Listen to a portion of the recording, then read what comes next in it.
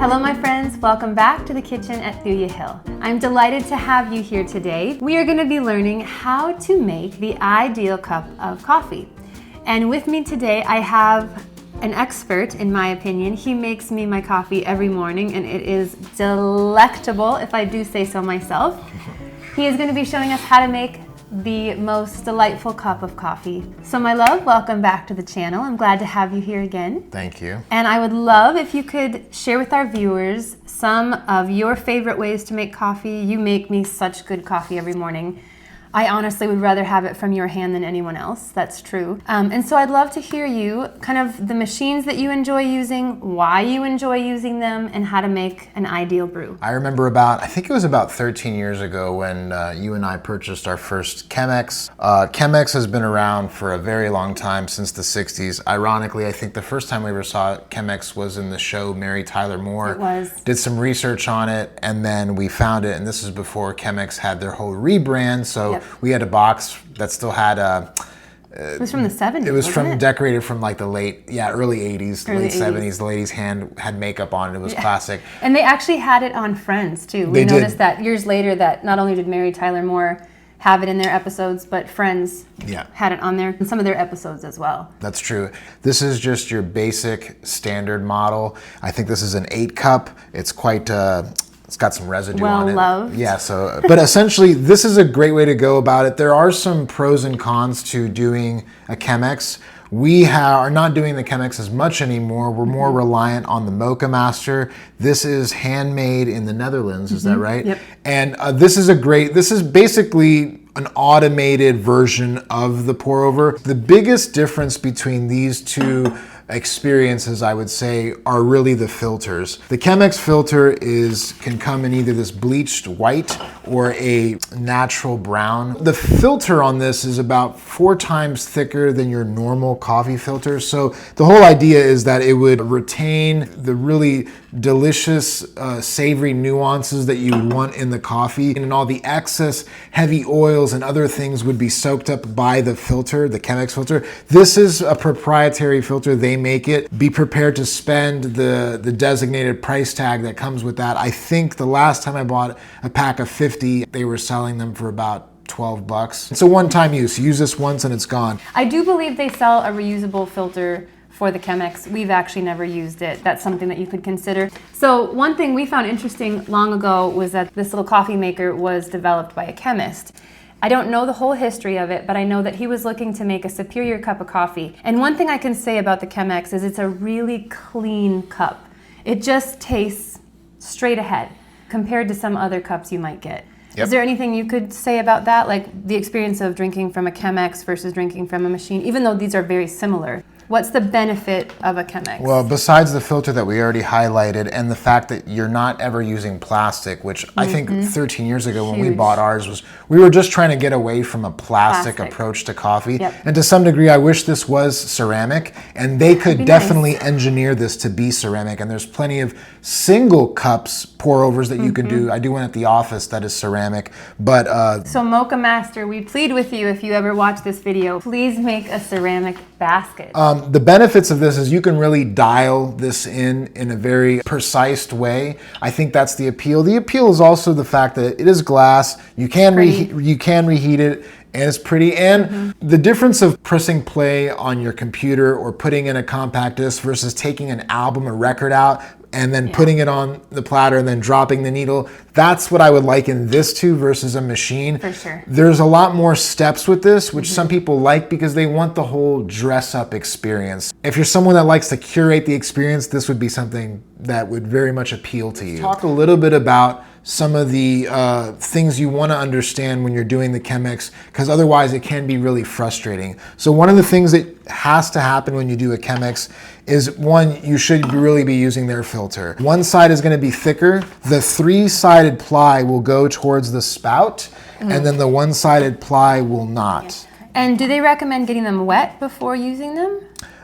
Some people like to get them wet because they claim it takes the baggy taste out of the coffee. I really have never experienced a difference with that, but it also keeps the filter still and in place, so you can do that. Whereas like opposed right now, it's kind like of raised a little up. bit. Yep. Yeah, okay. The other thing is that you don't want to choose a fine grind whenever you're doing the Chemex. The problem is the grinds will basically be so thick and so condensed that the water will pool and you will have literally no flow and no drip action. Every time you're doing that, you know you basically have the wrong dialed grind. The wrong grind. Yeah, the wrong Which grind. actually, that brings me to my next question, grinders. Yeah. We've had a lot in our many years of marriage.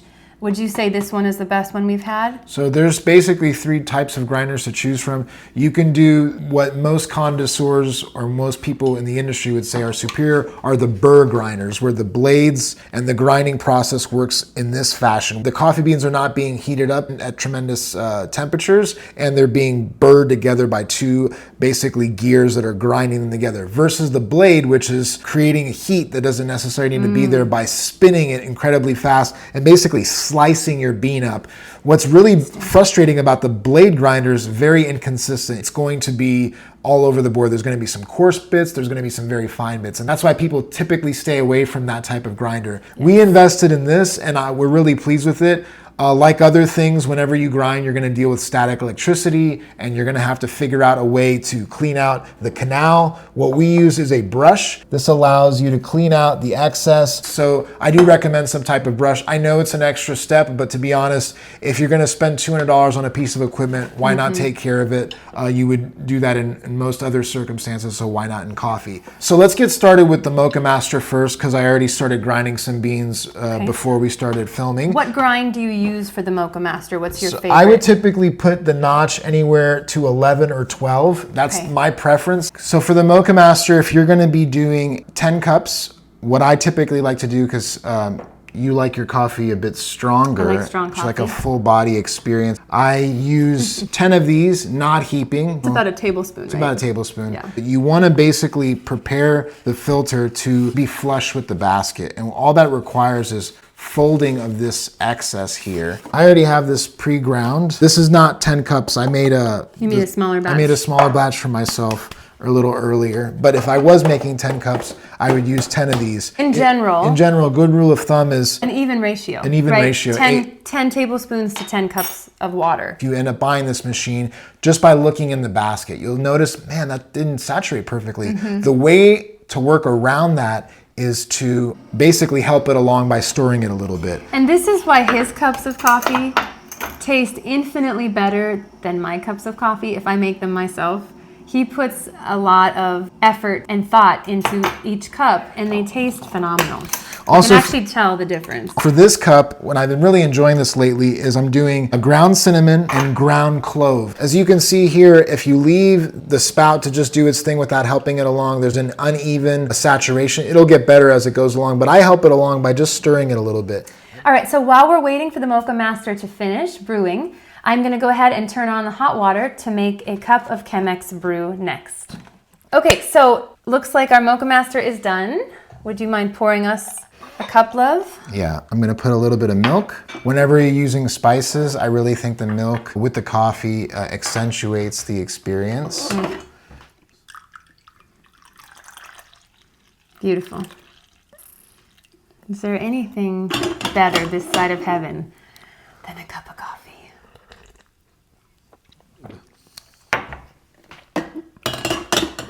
All right, let me have a taste.